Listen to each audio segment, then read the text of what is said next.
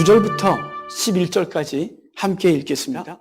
다섯째 인을 떼실 때 내가 보니 하나님의 말씀과 그들이 가진 증거로 말미암아 제단 아래에 있어 큰 소리로 불러 이르되 거룩하고 참되신 대주제여 땅에 거하는 자들을 심판하여 우리 피를 갚아주지 아니하시기를 어느 때까지 하시려 하나이까 하니 각각 그들에게 흰 두루마기를 주시며 이르시되 아직 잠시 동안 쉬되 그들의 동무 종들과 형제들도 자기처럼 죽임을 당하여 그 수가 차기까지 하라 하시더라. 아멘. 자, 다섯 번째 인이 떨어지고 있습니다. 다섯 번째 인을 딱 뗐는데 네 번째 인과는 좀 다른 분위기가 있어요. 네 번째 인까지는 인을 떼면 짐승이 등장했습니다. 짐승, 생물이요. 네 생물이 등장해서 첫 번째 생물, 두 번째 생물, 세 번째 생물, 네 번째 생물이 등장하면서 그들이 오라라고 외쳤고 오라고 하면 첫 번째는 흰 말이, 두 번째는 붉은 말이, 세 번째는 검은 말이, 네 번째는 청황색 말이 등장하면서 그 말이 갖고 있는 의미들을 이렇게 알려줬었단 말이에요. 그런데 다섯 번째에 딱 떨어졌을 때는 생물이 나오지 않는 거예요. 그리고 오라는 말도 없는 거예요. 그냥 곧바로 현상이 등장하고 있는 거예요. 왜 그럴까요? 아니, 생물이 넷만 있을까요? 원래 넷이 항상 상징적으로 등장하지만 또 말할 수 있는 거고 또 말할 수도 있겠죠. 이번엔 둘이서 합창으로 맨 마지막 일곱 번째는 네 명이 합창으로 이래도 될 텐데 더 이상 생물이 등장하지 않습니다. 저에겐 굉장히 큰 숙제였어요. 왜 등장을 안 하나요? 왜 이때부터는 생물이 등장하지 않나요? 왜 오라라는 말은 안 했는데 갑자기 이런 현상들이 드러났나요? 라는 것을 고민할 수밖에 없었어요. 고민하면서 하나님 앞에 묵상하고 기도하면서 성경 전체 속에서 이 생물들이 등장할 때 장면들을 봤어요. 그런데 딱 한 군데 이 생물들의 역할을 말하는 장소가 딱 한 군데 있어요. 스가랴서 1장에 보면 스가랴서와 학개서는 이스라엘 백성이 바벨론에서 70년 만에 돌아와서 성전을 짓다가 사마리아 사람들의 방해로 15년 중단되었을 때 학개와 스가랴가 와서 선지자 활동을 하면서 성전을 재건하라고 권면하는 얘기가 학개와 스가랴서의 주 내용이에요. 근데 스가랴서 1장부터 6장까지 8개의 환상이 나오는데 그 첫 번째 환상이 말탄자의 환상이 등장해요. 그 말탄자들이 화석류나무 사이에 딱 서서 저 앞에 딱 드러나는데 그들에 대해서 스가랴가 물어요. 저들은 누구입니까? 저들 말탄자 저들은 누구입니까? 라고 말했더니 주님께서 말씀해 주시기를 저들은 온 세상에 두루다니라고 보낸 심부름꾼이라고 말하는 거예요. 온 세상을 돌아다니면서 일들을 보고 하나님의 일들을 감당하고 심부름하고 보고서 와서 보고해 주는 존재라는 것이라고 스가랴서 1장에 말씀해 주고 있어요. 10장과 1장 10절, 11절에 그렇게 말씀해 주고 있는데 그러니까 네 생물이 뭘 상징하냐면 세상에서 벌어지고 있는 일들에 대하여 드러내는 정면이에요. 스가랴서는 주님께 이야기를 하고 그들이 이렇게 말하거든요. 스가랴서는 우리가 전 세계를 다 돌아다녀 봤는데 딴 데는 다 평온한데 이 예루살렘은 언제까지 이렇게 시끄럽고 힘듭니까? 언제까지 이래야 됩니까? 라는 이야기를 이 스가랴서에서 말탄 자들이 하고 있어요. 그러니까 스가랴서에서 등장하는 말의 모습은 세상을 돌아다니면서 보고 봤던 것을 저 앞에 드러내는 이야기를 하고 있는 거죠. 그러니까 네 번째까지 있었던 사건은 뭐냐면 첫 번째 말이 등장해서 성도의 복음 증거를, 두 번째, 세 번째, 네 번째의 상황은 그 성도를 대항하여 성도를 박해하는 사단의 세력에 대해서 쭉 얘기를 하고 있는 거예요. 전 세계에서 벌어지고 있는 성도들의 복음 증거와 성도들이 당하는 박해에 대해서 그 생물들이 보고하고 있는 거예요. 오라 그랬더니 생물들이 와서 그 얘기를 해주고 있는 거죠. 하지만 다섯 번째, 여섯 번째, 일곱 번째는 생물들이 와서 보고를 하는 것이 아니라 하나님 앞에서 직접 벌어지고 있는, 그리고 하나님이 직접 행하시는 일들에 대한 얘기를 해주고 있기 때문에 생물이 오라라는 말을 할 이유가 없는 거예요. 그래서 다섯 번째는 딱 뜨니까 곧바로 어떤 일이 벌어지냐면 제단 아래에서 성도들의 부르짖음이 나오는 거예요. 거기 여러분이 보셨지만 다섯째 인을 떼실 때 내가 보니 하나님의 말씀과 그들이 가진 증거로 말미암아 죽임을 당한 영혼들이 제단 아래에 있어 그랬잖아요. 제단 아래에 있는 성도들의 모습이 보이는 거죠. 왜 제단 아래에 있을까요? 제단 아래에 있는 이유가 있죠. 그것은 우리 그동안 두 번째, 세 번째, 네 번째 인을 보면서 그들은 어떤 것으로 좀 특별히 두 번째 인에선 성도들이 순교의 제물로 죽는 장면을 묘사하고 있다 그랬잖아요. 소파조도 제물을 죽일 때, 마카에라도 제물을 죽일 때 쓰는 칼이라고. 그래서 성도는 복음을 증거하다가 순교하는 것이라고 두 번째 인을 뗄 때 설명드렸어요. 그러니까 순교의 제물이란 말은 제물을 아무 데서나 태우는 게 아니라 제단 위에서 태우겠죠. 제단 위에서 성도들이 태워지고 그 태워진 성도들의 죄는 제단 아래로 쏟아지기 때문에 지금 다섯 번째를 뗄 때 성도들은 어디서 하나님 앞에 부르짖냐면 제단 아래에서 부르짖고 있는 거예요. 제단 아래에서 순교의 제물로 죽은 그 성도들의 부르짖음이 하나님 앞에 상달되어지는 것이죠. 여러분, 저와 여러분들은 이 땅에 살면서 순교의 제물로 살아가고 있다는 사실이에요.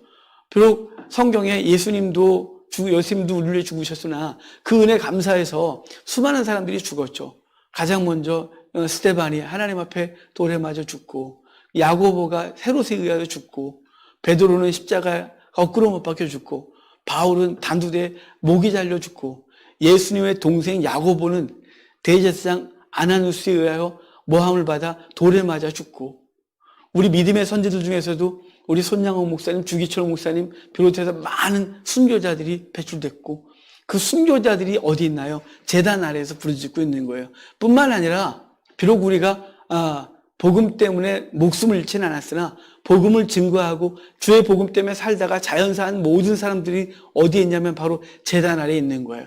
여러분, 저와 여러분이 지금 순교의 제물로 드려주고 있는 거죠.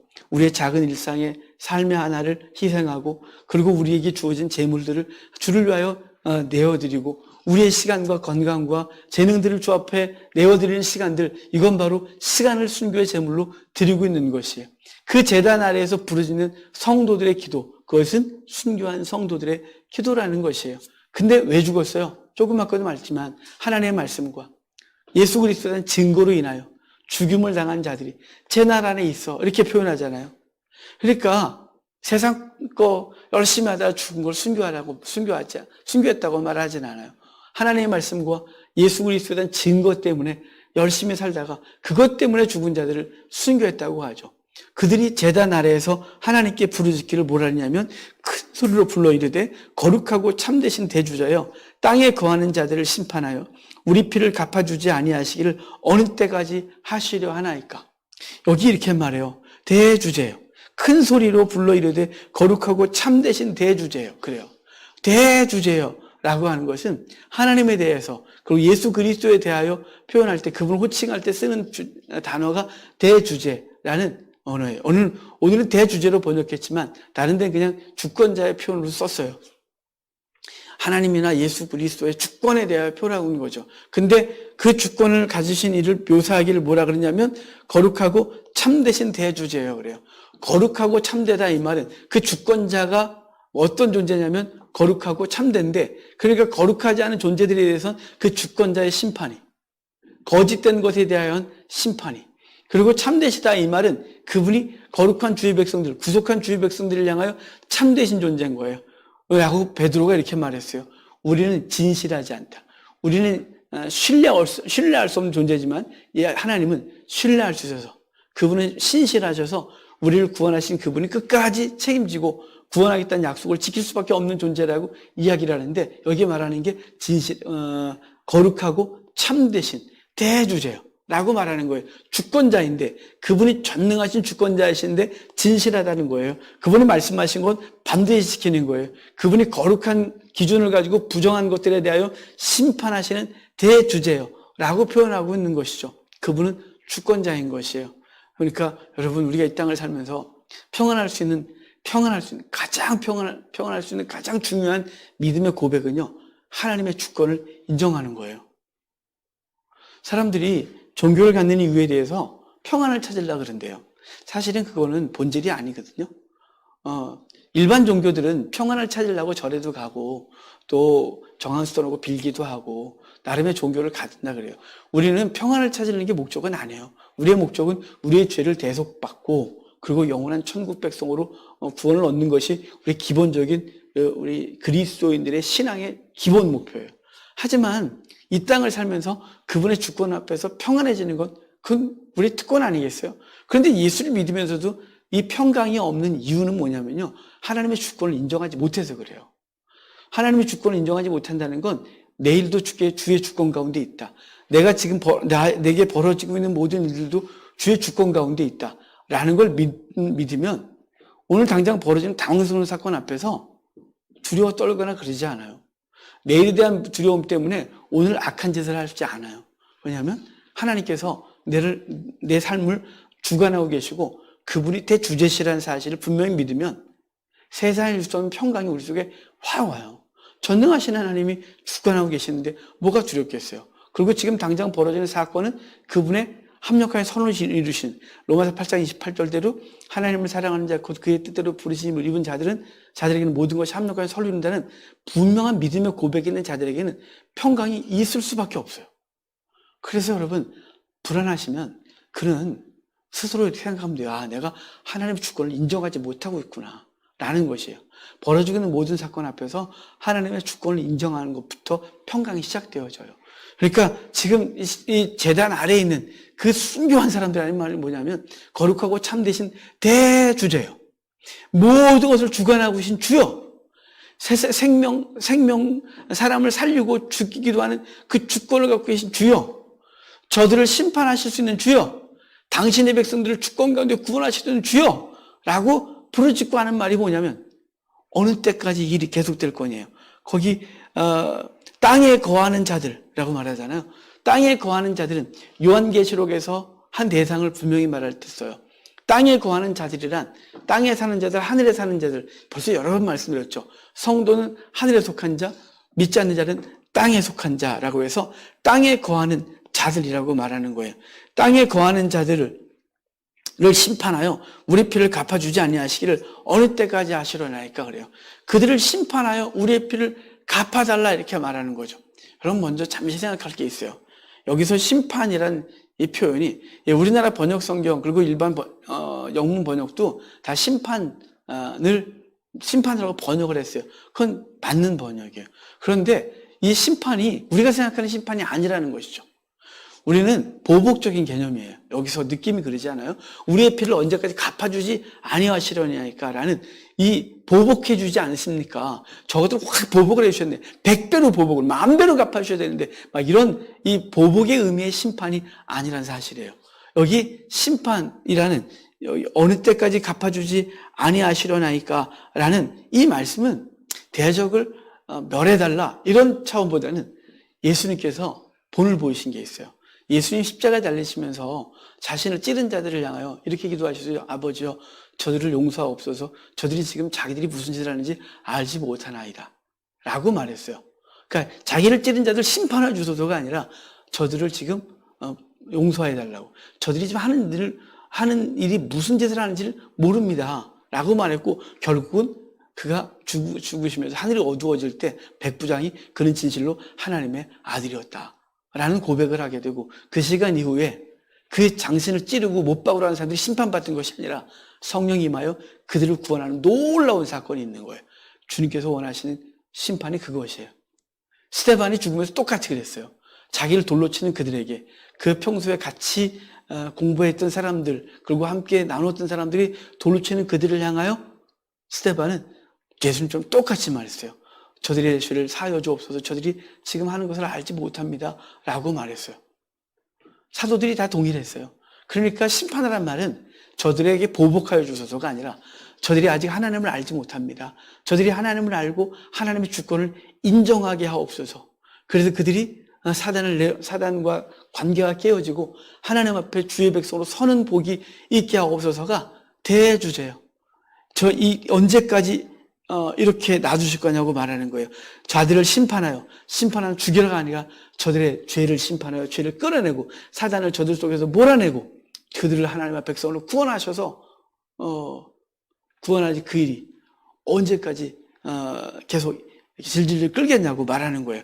어느 때까지 하시려 하나이까 라고 말하는 거죠. 그러니까 우리가 성도들의 기도는 세상을 향한 기도는 심판하옵소서, 멸하여 주옵소서, 우리와 다른 사람들을 멸망시켜 주옵소서, 우리와 다른 가치관을 갖고 있는 사람들을 심판해 주소서 라는 게 성도의 기도가 아니에요. 성도는 그렇게 기도하면 안 되는 거예요. 성도는 우리를 박해하는 자들을 향하여서도 심판하옵소서라는 건 그 심판이 죽여주소서가 아니라 그들을 사로잡고 있는 사단의 세력을 멸하시고 그들을 주장하고 있는 세상 가치관들을 몰아내시고 그래서 그들이 하나님의 주권을 인정하게 하옵소서 라고 하는 것이 성도들이 믿지 않는 자들과 박해하는 자들과 우리와 다른 가치관을 갖고 살아가는 사람들을 향하여 하는 기도인 것이에요. 우리 기독교가 세상을 향하여 칼을 드는 종교가 아니에요. 세상이 우리를 향하여 돌을 던지고 칼을 들어도 우리는 철저히 그 돌을 맞고 칼을 맞으면서도 그들을 향하여 심판하소서라고 하는 건 그들을 사라지게 하소서가 아니라 그들의 영혼을 바꾸셔서 그들을 붙들고 있는 사단의 세력을 멸하시고 그 영혼을 건지소서라고 하는 거죠. 그래서 어느 때까지 하시려 하나이까 라고 말하는데 거기 보면 이제 11절에 이래요. 각각 그들에게 흰 두루마기. 흰 두루마기는 흰 옷이에요. 구원받은 것을 상징할 때 흰 두루마기. 그 구원을 받은 거죠. 그들은 죽었으나 그들은 이미 죽은 존재들이나 예수 그리스도의 은혜로 구원을 받은 존재라고 분명히 말씀하고 있는 것입니다. 이르되 아직 잠시 동안 쉬되 그들의 동무종들과 형제들도 자기처럼 죽임을 당하여 그 수가 차기까지 하라 하더라 그래요. 아직 잠시 동안 쉬래요. 아직 잠시 동안 쉬다 이 말은 두 가지 의미로 해석될 수 있어요. 뭐냐면 그래서 우리 번역 성경에 두 가지 의미로 번역했어요. 한글 번역들이 뭐라 하냐면 먼저는 그 순교한 자들에게 잠시 있어라. 조금 지나면 이제 곧 심판할게. 곧 이 세상이 멸할 거니까 잠시 쉬어라라는 그들을 향한 잠시 쉬라는 것으로 번역했는가 하면 다른 번역은 잠시 쉬되라는 건 잠시 동안 여기 아직 잠시가 뭐냐면 아직 때가 안 됐으니까 잠시 쉬어라는 의미로 첫 번째 해석됐다면 두 번째 의미는 뭐냐면 아직이란 말이 아직 순교자들이 다 차지 않았다. 아직 더 죽을 사람들이 남았어. 이런 표현을 썼어요. 그래서 아직 죽을 사람들이 더 있다. 그때까지 잠시 쉬어라 라고 하는 표현을 썼죠. 똑같아요. 똑같은데 뭐에 강조점을 뒀냐 이 말이죠. 우리가 읽는 개역 개정 성경엔 그 이미 순교한 사람들에게 잠시 쉬는 것에 대하여 강조하고 있다면 특별히 현대어 성경 같은 경우는 아직 순교하지 않은 존재가 더 많다.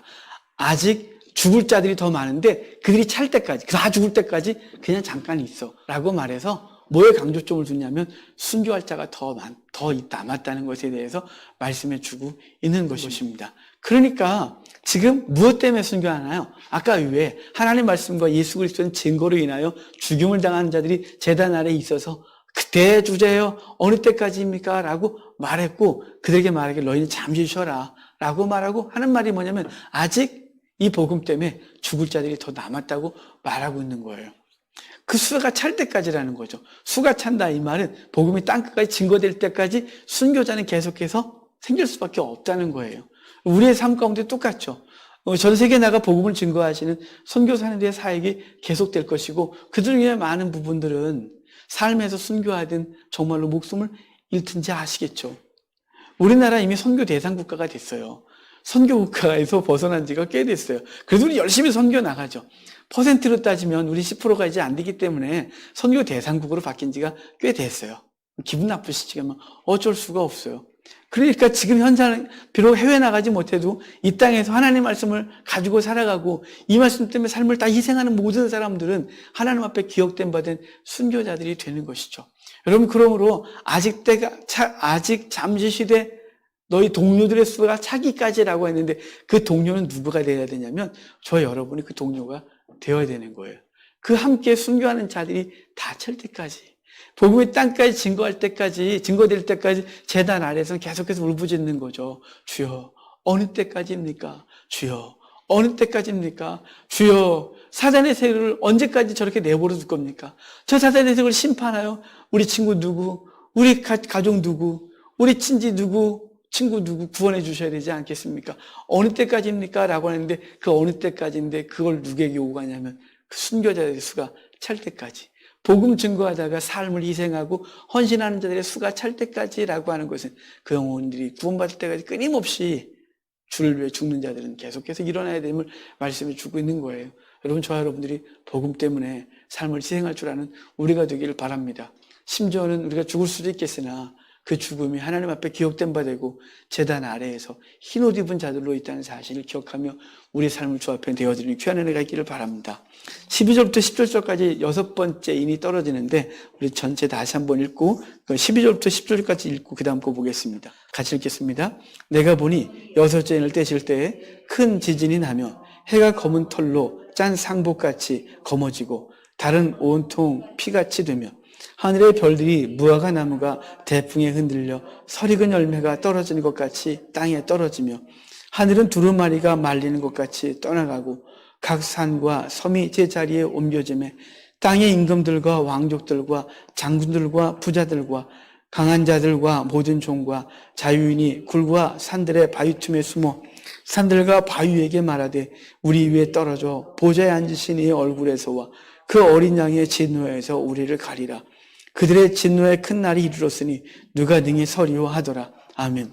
6번째인 떨어지니까 이번에는 어떤 현상이 벌어지는데 거기 12절 중반부터 해서 14절까지 그 세상이 뒤집어지는 사건이 벌어지는 거예요. 이 사건은 지진이 벌어지고 하늘이 어떻게 되어지고 땅이 말리고 그리고 막 이런 얘기를 무화과처럼 막 설익은 무화과 막 떨어지듯이 그렇게 온 별들이 막 떨어지고 라고 하는 것을 보면서 이게 아마겟돈이다. 이 종말에 때는 이런 일이 벌어질 거다 라고 해석할 것이 없어요. 이건 뭐냐면 그 인간이 살아가는 모든 환경들이 완전히 심판을 받을 것에 대해서 말하는 거예요. 인간의 힘을 갖고는 그것을 제어할 수 있는 방법이 없는 이 놀라운 사건이 벌어질 것이죠. 인간이 스스로 그 믿지 않는 자들과 그런 자들이 자기 스스로 삶을 영위하고 그리고 세상은 자기 마음대로 될 것처럼 하며 하나님을 믿는 사람들과 주의 복음을 대항했던 그들이 이 닥친 어려움 앞에서 아무것도 할 수 없는 인간의 철저한 무능력 앞에 설 것에 대한 얘기를 해주는 거예요. 자기 힘으로는 어떻게 할 수 없는. 그래서 그 다음에 사람들이 말하잖아요. 거기 15절 보면 땅의 임금들과 그러죠. 땅에 거하는 자들인 거예요. 땅에 거하는 자들, 믿지 않는 자들이 말하기를 임금들과 왕족과 장군과 부자들, 강한 자, 종들, 자유인들 이들이 바위 틈에 숨어 산놈과 바위와 내 위에 쏟아지라고 말하는 거예요. 차라리 나를 죽이라고 말하는 거예요. 도저히 내가 어떻게 극복할 방법이 없다. 내가 이 하나님의 심판을 당할 수가 없다. 차라리 날 죽여라. 바위와 산아 나한테 확 무너져서 날 좀 죽여줘라. 어떻게 하나님의 보좌 앞에 계시니와 그리고 보좌에 앉으시니와 어린 양의 진노 앞에 누가 설 수 있느냐라고 말해서 그 하나님의 심판이 두렵고 그래서 아무도 그 앞에 설 수 없는 이 심판이 있을 것에 대한 얘기를 해주는 것이 6번째인이에요. 6번째인은 최종적인 그 믿지 않는 신자들에 대하여 사단의 세력과 그 사단을 추종하는 모든 세력들이 심판을 받을 것에 대한 얘기를 해주는 거죠. 어떤 일이 벌어지면요. 땅끝까지 복음이 증거되어지면 그 사단의 세력에서 당신의 백성들을 다 건져내면 그 일을 위하여 순교자들이 생기고 희생을 감당한 사람들이 많아지겠지만 그 일이 성취가 되어지면 그들은 구원받고 땅에 남아있는 자들을 향하여 하나님의 심판이 있을 것에 대한 이야기를 해주고 있는 것이 6번째 인의 결론인 거예요. 우리 6번째까지 다 봤어요. 이제 그 뒤에는 벌어진 사건들에 대해서 이제 7장부터 다시 보겠지만 6장에서 6가지의 인을 봤어요. 6가지를 통해서 첫 번째와 마지막까지 하는 것이 뭐냐면 성도의 복음 증거에 대한 얘기를 하고 있는 거예요. 요한계시록 당시 교회가 박해를 당하고 예배를 못 드렸고 그리고 하나님 앞에 예배하다가 또 믿음을 드러냈다가 순교하는 사람들이 막 많아질 때 그들이 위축되어지고 어찌할 바를 모를 때 그 초대교회를 향해 말하는 게 뭐냐면 복음 증거하라는 거예요. 나가서 이기고 또 이기라는 싸움을 싸우는 거죠. 사도 바울이 디모데후서에서 디모데에게 유언을 해요. 사도 바울이 로마에서 소아시아에서 잡혀 로마로 압송되어지고 로마에서 사형 원도를 받고 로마시 외곽에 있는 감옥에 갇혀 있으면서 쓴 성경이 이제 죽음을 앞두고 쓴 성경이 디모데후서인데 그때 디모데에게 말하는 것이 뭐냐면 너희는 내가 하나님의 말씀을 증거한 건 너도 다른 사람에게 말씀을 전하래요. 너도 잡힐 것이고 그가 또 다른 사람에게 할 것이고 그가 또 다른 사람에게 할 거래요. 숨지 말아요. 자기가 잡힌 것 때문에 숨은 사람들 얘기를 하면서 너희는 군사가 그 부름받은 대로 돌격 앞으로 하면 돌격 앞으로 하듯이 경계하는 자가 딴짓하다가 저기 가면 안 되고 그냥 트랙을 따라서 쭉, 비록 그 트랙 앞에 어떤 것이 있을지 모르지만 계속 그 길을 가서 최종 결선에까지 가야만 상을 받는 것처럼 우리에게도 얘기를 하길 뭐냐면 이 환란의 때 뒤로 물러나는 것이 아니라 복음 증거를 위해서는 절대로 뒤로 물러날 수 없다는 것이죠. 그래서 우리 주변에 하나님의 말씀 증거하고 일을 하라고 말하는 거고, 이 일을 하다가 당연히 어려움을 겪을 거다라고 말하는 것이에요. 그들의 신호를 주께 들으시고, 그리고 최종적으로는 사단의 세력이 심판받을 것에 대한 이야기를 해주는 게 6장 전체의 이야기예요. 아주 간단한 얘기를 상징적으로 했을 뿐이에요. 여러분, 오늘 우리에게 주신 이 사명, 백마탄자의 사명을 오늘도 감당하고 나아가서 이기고 또 이기는 싸움으로 됩시다. 비록 어떤 희생이 따르고 환란이 있고 성도의 삶에 박해가 있을지도 모르겠지만 그걸 그 능히 감당하고 주께서